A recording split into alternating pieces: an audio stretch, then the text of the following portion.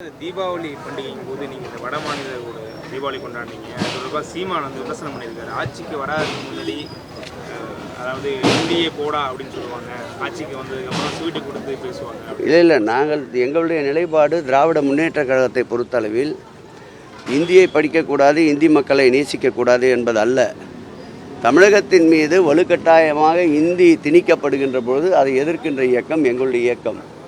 எங்களுடைய முதலமைச்சருடைய கொள்கையே எல்லோருக்கும் எல்லாம் என்பது. ஆகவே இந்தி பேசுகின்ற மக்களும் மனிதர்கள்தான். அவர்கள் இந்த நாட்டினுடைய மக்கள்.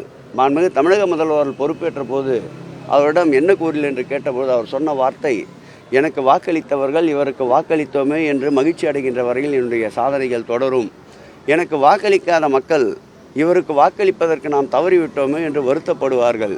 எல்லோருக்குமான அரசு இந்த அரசு, எல்லோருக்குமான முதல்வர் நான் எப்படின்று எங்களுடைய முதல்வர் சொன்னதை போல் எல்லோருக்குமான கட்சி திராவிட முன்னேற்ற கழக கட்சி.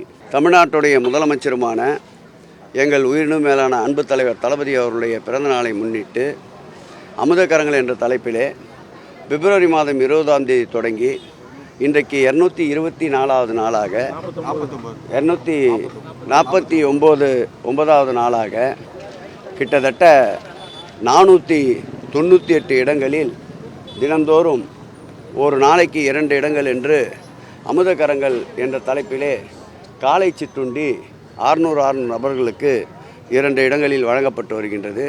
நாளை தினம் 250வது நாளை நோக்கி இந்த பயணம் தொடர்ந்து கொண்டிருக்கின்றது.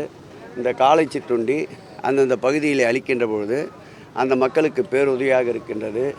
வயிறார அவர்கள் பசியாறுவதற்கு ஒரு நல்ல சூழலை ஏற்படுத்துகின்றது. மாண்புமிகு தமிழக முதல்வர் அவர்கள் நூடீடு வாழ்க என்று வாழ்த்துகின்ற பொழுது இது போன்ற அறப்பணிகளுக்கு மேலும் எங்களுக்கு ஊக்கத்தையும் ஆக்கத்தையும் அளிக்கின்றது.